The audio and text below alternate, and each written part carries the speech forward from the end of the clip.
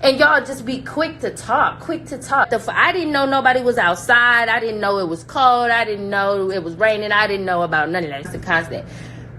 By the time, I don't know anything. I didn't even know I was motherfucking late. I just get on stage when they tell me, but you were hanging out with Drake. I'm about to tell you about it. So I hope that you stay. Hey, what's up? It's your girl Neek, and you're tuned in to Neek at Night. And tonight we're going to be talking about how Summer Walker has yet again disappointed her fans. Now, I gave you guys a video talking about the disappointment in some of Summer Walker's fans in her shows. And then shortly after that, she made a claim that she was going to cancel her tours, but she was going to keep a certain number of remaining tour dates. I think it was like a few dates that she was going to keep, and then the rest she was going to cancel. Well, Toronto was one of the shows that she was going to keep. And, you know, there were fans who were still holding on hope that she would pull through and give a decent performance, giving the backlash that she had. And they were very hopeful that they would get, you know, something decent from Summer Walker. Well, they were let down and very underwhelmed with the presentation and the performance. So let me walk you through how this all went down. So before the performance and before she was going to, you know, make the show, she wanted to make an announcement to let everybody know not to get too excited, to think that everything was going to be, you know, splits and twirls and, you know, all the theatrics. She wanted people to know that they were not about to get none of that. So she took to her Instagram and she said that her next show was going to be in Toronto on the 25th. She's like, listen, be ready for a vibe. But she kind of made, you know, within that, she put a little disclaimer. LOL, if y'all want to see 2 splits, a backflip, and an Adele belt and 1 pussy pop, this show is not for you. This is for the wine sippers, blunt rollers, and hand swayers. So, you know, that was kind of her forewarning that, you know, listen, don't expect nothing special about this performance. This is just going to be something chill. This ain't going to be nothing extra or super spectacular. So I'm just letting you know right now. That's kind of what this PSA was. And so, you know, her fans, you know, they tried to be a little bit understanding, like, you know, well, she has this social anxiety and, you know, they tried to be understanding.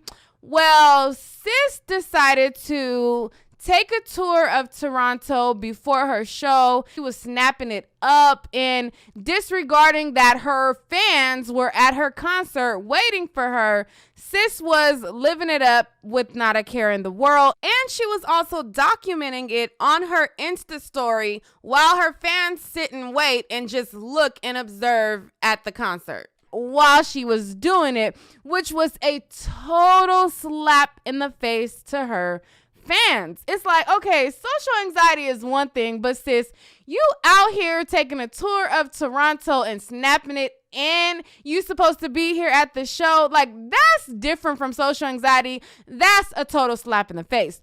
So according to her fans, I believe she showed up around like 3 to 4 hours late.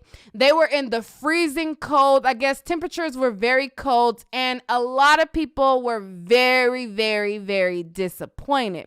I'm going to go to Baller Alert to read to you guys some of the disappointment from her fans. I mean, they were not pleased at all.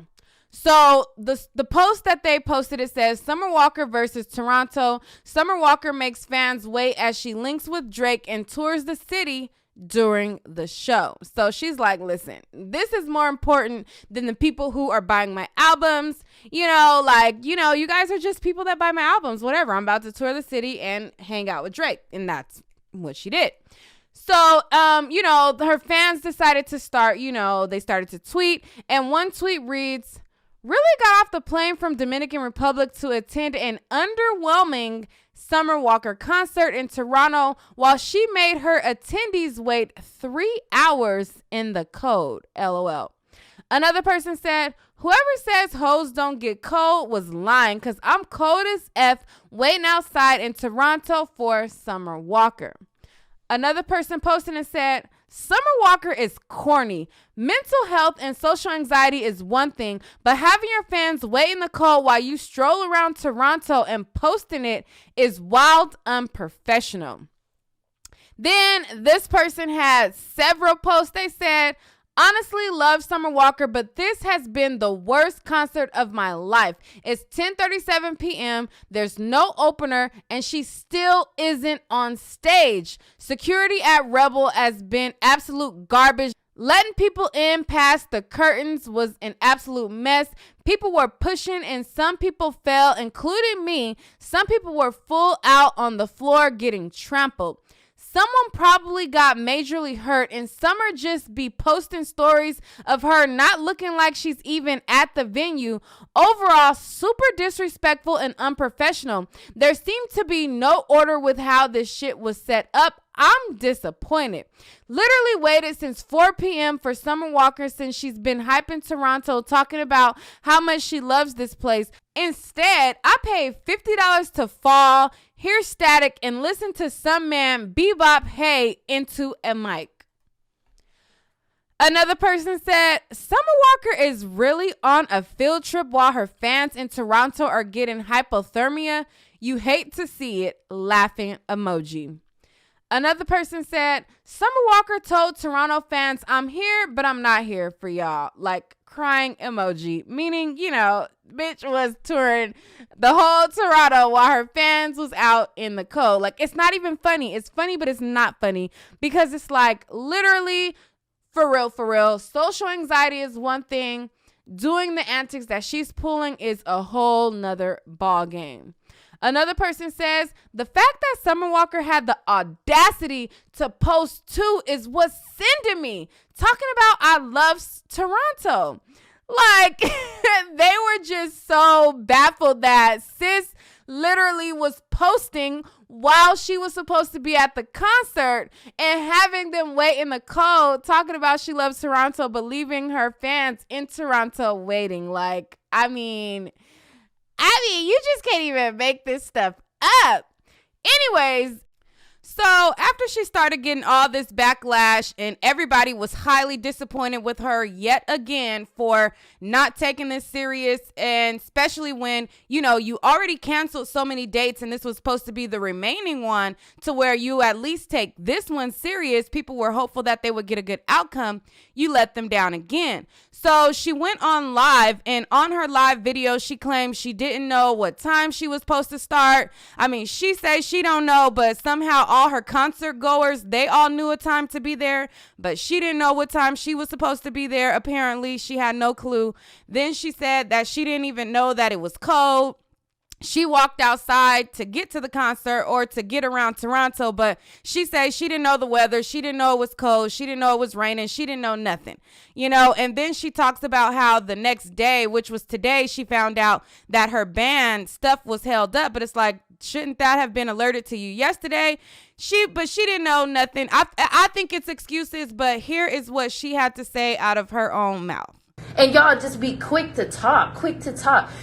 Before I even get into this, my tour that I've been doing, I have up sound people. So every motherfucking day, when I'm trying to focus, I already got social anxiety. I already have thousands of people. I'm not on that level anymore, 500 people. I have 2 to 3 to 4 to 5,000 people staring at me. That freaks me out. So I already have that going. And then I can't even get on the stage and focus on what I'm supposed to focus on, like the lyrics or like interacting with the crowd or anything like that. Because these keep f***ing my shit up.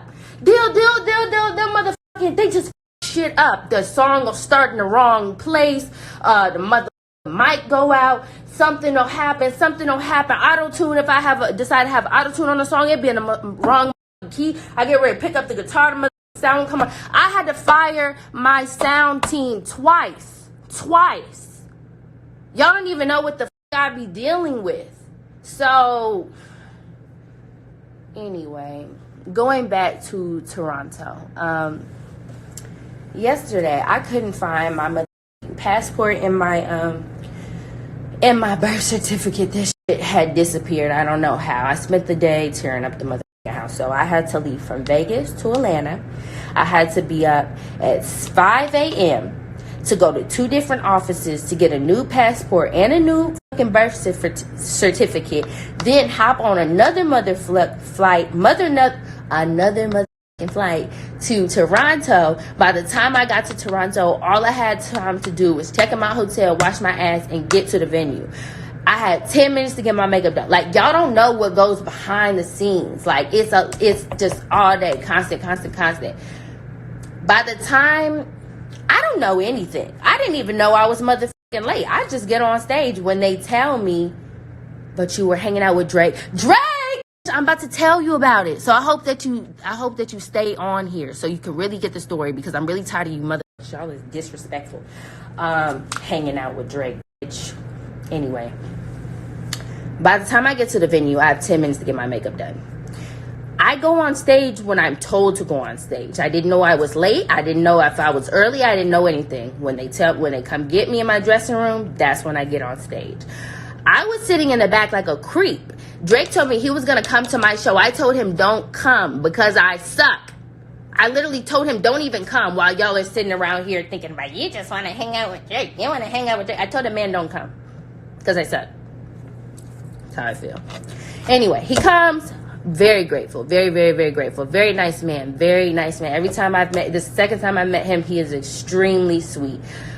The thing is, though, we only spoke for 2 minutes. So how the fuck, just everybody, I know common sense ain't common, but just add it up. How the fuck I miss 4 hours? I'm 4 hours late for a show from hanging out with Drake when I only had a 2-minute conversation with him. I wait. How the motherfucking fuck does that work? I literally got in there, had 10 minutes to get my makeup done. By the time I do that, him, Meek, and some other niggas walk in. London's like, come on, babe, let's go say hi. Because I don't even be wanting to say hi because I'm a creep. I say hello. We take a picture. We talk. We probably exchange about literally 2 sentences, bruh. And then they said, Summer, it's time to go on stage. That's exactly what happened. I don't know what. I didn't know nobody was outside. I didn't know it was cold. I didn't know it was raining. I didn't know about none of that. I just did what the I was supposed to do. I did what I was supposed to do. By the time I get on stage, if I had known motherfuckers was waiting outside for motherfucking 4 hours, I would have said, hey, bruh, I really apologize, But there was nothing to explain because I didn't know what the was going on. So just to clear that one more time, nobody was running around the motherfucking city with Drake. I have a man, a whole man, and he's crazy at that. He don't even let niggas walk up to me, talk to me, breathe on me. So there was none of that. So anyway, by the time I get on stage, no, fuck all that. The reason why y'all, I guess that y'all was even late or outside or waiting on me, or the situation was late, was because Toronto's motherfucking borders, please listen carefully and closely. Toronto's borders are out of this fucking world. They held my motherfucking truck up with all my equipment, my band equipment, my motherfucking that thing in the back of me that be spinning. They held all that up at the border for mad long that I didn't even know about until today. So how we gonna play a show with no drums and no fucking mics and no motherfucking guitars and see, it's out of my motherfucking control. But y'all too busy talking about I'm running around second Drake. Like, what the fuck? We didn't even have nothing. We didn't have nothing. So and the border is really. All right, so as you can see, that is her explanation as to why. It sounds like some parts of it was like, all right, I understand, but a lot of those things, like if you really listen, some of them, like a lot of it sounds like excuses. Like, I was like, she just saying anything like, I didn't know the weather, I didn't know the time, I didn't know this, I didn't know that. And it's like, okay, but your fans knew when to be there, your fans knew this, your fans knew that. And, you know, like how you didn't know it was cold. Then while she was ranting, she switched from, I didn't know the time I was supposed to be there, I didn't know the time I was supposed to go on set. Then it switched to, the border was the reason or whatever. But it's like, okay, well, if the border held you up, then why didn't you issue that you were late? So obviously you knew that you were late if the border is the reason, but then you didn't know the time, you didn't know that you were late, you didn't know that people were waiting for hours, but then you say it was the border that held you up, and then your excuse was they had the mics, and then you said that you didn't find out about it until the very next day. So that means it sounds like she's hearing stuff and then it's part of the excuse, because if it's a specific delay, like, listen, we can't go on because, the border has our equipment, that seems like something that should have been reiterated to her, or her team, somebody. I mean, I don't know. It sounds like parts of it is like, okay, I could get that, but then it's like, okay, you say this and then you contradict it, and then it just sounds like an excuse. I really don't know. I'm just having a hard time believing that nobody knew anything. And the whole while that she's saying that she was held up by the border, while she was supposed to be at the concert, she was on her Instagram story, you guys. So you guys remember that as well. When they were waiting for her at her concert, she was on her Insta story. So the border excuse, it's cute. It sounds logical, but you weren't at the border. You were hanging out and you were snapping on Instagram story at that time, not jammed up. So, you use your common sense, you guys. You know what I mean? Like, I don't know. It's crazy. It just really baffles me. Oh, it's a whole venue full of people, but nobody knows what's going on. Like, somebody should know and issue a delayed post or something. The people was just left out in the cold watching her have a good time on her Insta story. So, I mean, of course they're going to feel away, because whether you knew or not, somebody should have known, and that was unprofessional. And it just seems like, yes, some people are probably messing up, but it's just too big of a screw ups, and it's reflecting badly on her overall. And some of it, like I said, is mixed in excuses from her.